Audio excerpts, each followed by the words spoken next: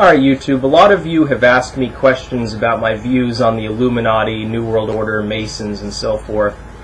I decided to finally reveal to you my own conclusion about these things.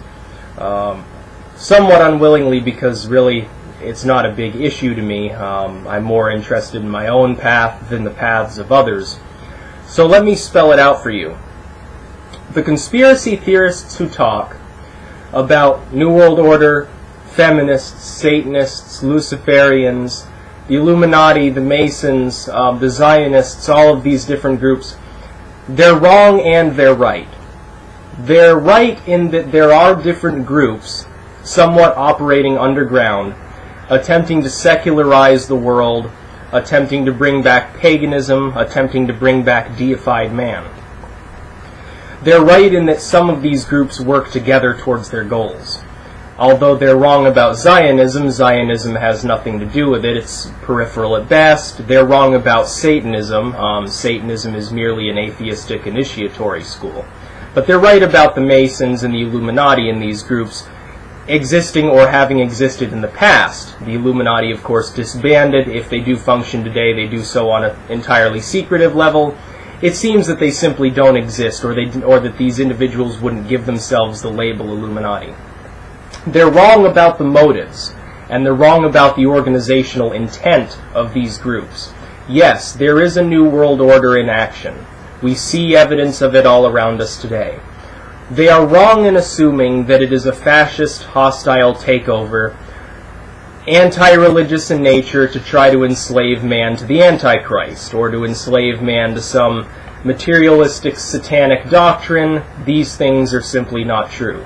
The truth of the New World Order is that it is the re-deification of man in accordance with ancient pagan tradition.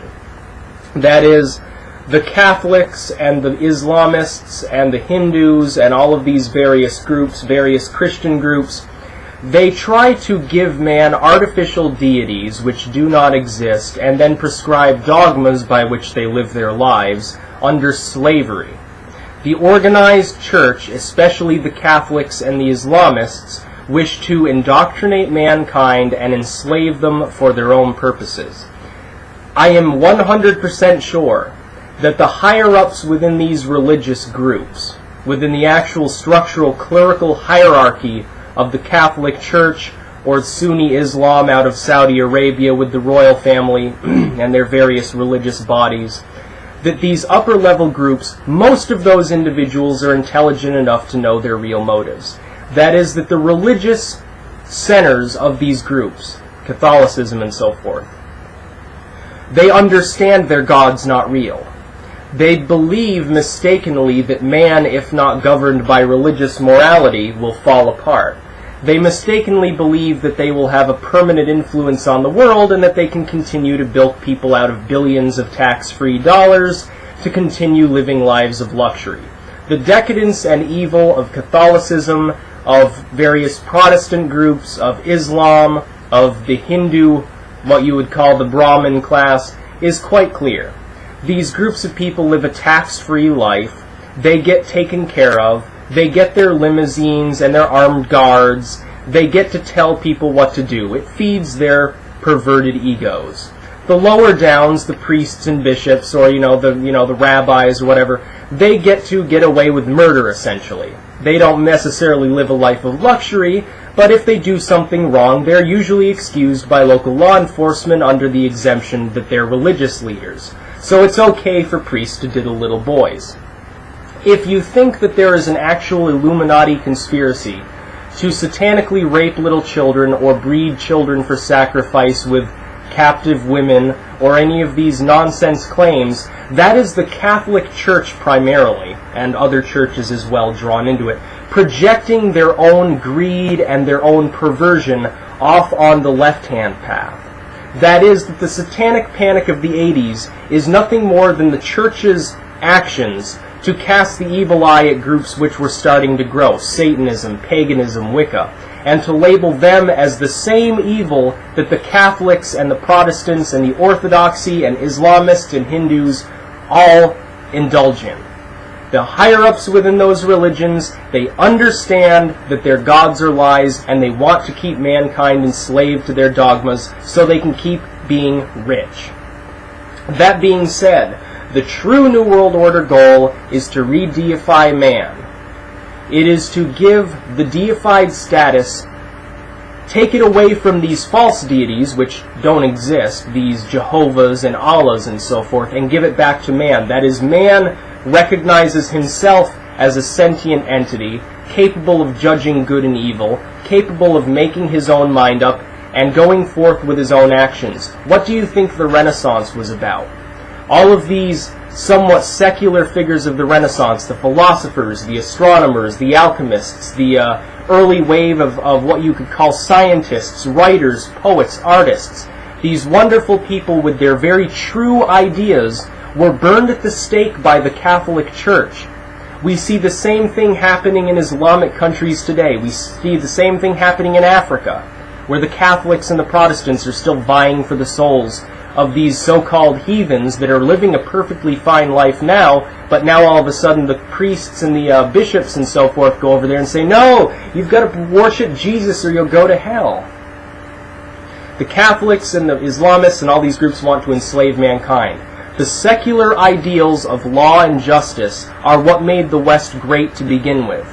The New World Order is trying to influence the rest of the world into bringing secular law and order and justice and architecture through the Masons, of course. The Masons, architectural minds. Look at the buildings that we use for our government. Don't they look a little bit Greco-Roman to you? Again, secular law and justice after the Greco-Roman tradition. Secular. It is not a bad thing. It is a good thing. The Illuminati and the Masons and all of these various groups are the good guys. They are the ones fighting to try to free mankind from the shackles of slave religions and from the shackles of fascism, which is the natural offshoot of evangelical sentiment. They are protectors of mankind, not enslavers of mankind, just as, and I will point this out for about the 10 millionth friggin' time, read your Bible. I encouraged all of you atheists and Satanists and so forth, if you hadn't already done it, to read the Christian Bible. Why? Because if you read it with a keen eye, you will notice it is their God, which is malevolent, tyrannical, and evil. It is Satan, which is the good guy of the Bible, attempting to free mankind by giving him, according to some Christian traditions, they say the serpent of Eden was the devil. Knowledge of good and evil. Wisdom, enlightenment, those are bad things suddenly? The Sumerian story from which that takes root, the pagan original story of Eden, heaps praise upon Adam and Eve for eating that apple. It's the same story, they simply have a different spin. The Jews took it and they said, no, that's evil. Wisdom is a bad thing. It's better to remain animalistic and ignorant. This is what the religions want us to do. Because ignorant animalistic individuals following a false god, giving their money to the church and state, and being complacent, are more easily controlled than cosmic rebels which understand they are themselves deified by their own recognizance of their own intelligence. That is, you are a deified individual. You are your own God. You are capable, as any other human is, because all law is subjective. It doesn't come from a God. It comes from other members of mankind. All laws. They are all secular. Some of them are just mistakenly deified. If other groups of humans were capable of making somewhat logical assumptions about the world and capable of crafting laws so that they wouldn't be flinging shit at one another, so can you. That is something the church desperately wants to avoid because it has a free meal ticket.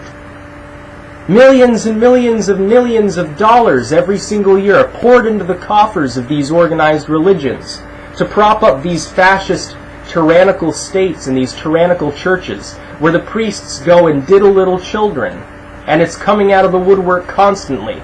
Look at the decadence and evil that comes out of any organized right-hand path church within Islam or Christianity, beheading people, burning people at the stake, ramming their beliefs down gays and atheists' throats, constantly rambling and whining and complaining about anyone who exempts themselves from their morality, constantly complaining about the breakdown of traditional values and all of these other bullshit things which they created.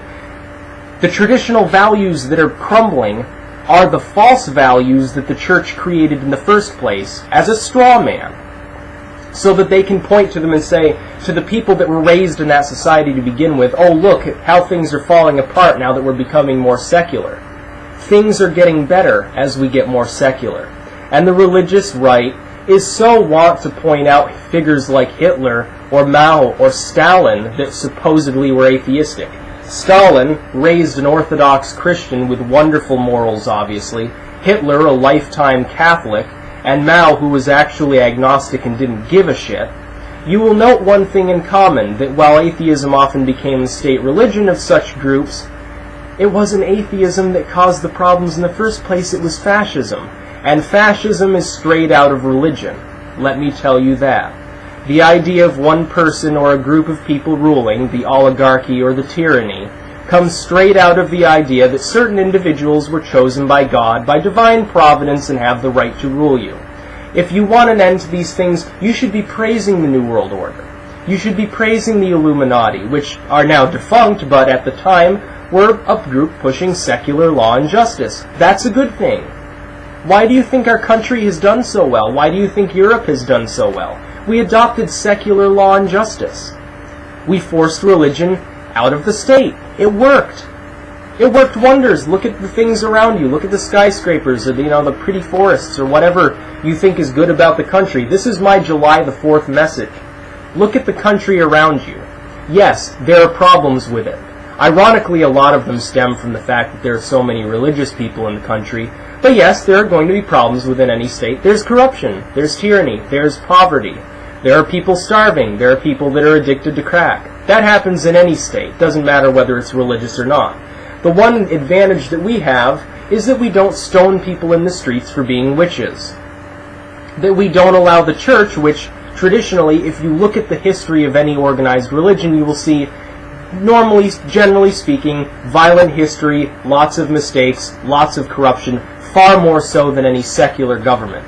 So you know what? I support the New World Order, and I support the idea of a worldwide secular authority, because I support the idea that everyone should make their own decisions. And it certainly wouldn't be a fascist majority, because, simply put, it would primarily be for economic cooperation to prevent things like poverty, which prevent people from accessing information, which prevents them from being ignorant, which allows them to deify themselves and make their own decisions. We must reduce ignorance in this world as quickly as possible. The easiest way to do that is to clamp down on organized religion. And people say, well, we'll lose our morality, marriages will be gay, we'll start aborting babies. Peripheral issues.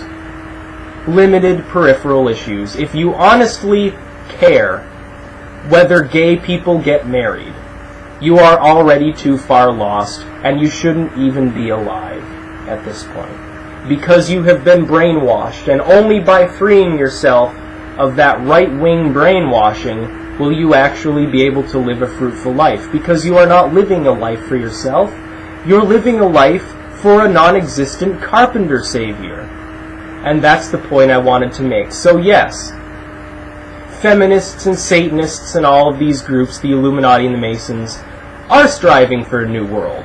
They're not organizing together most of the time because they have disparate views and they focus on different issues. For instance, feminists.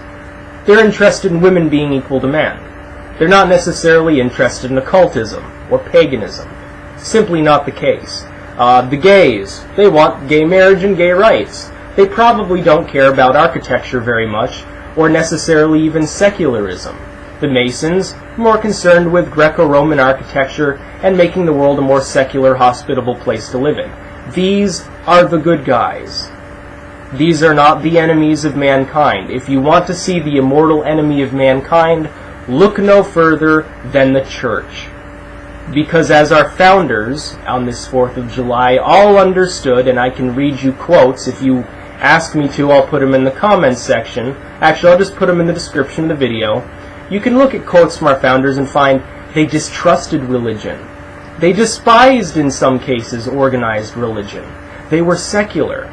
They may have believed in a god, but they believed in secular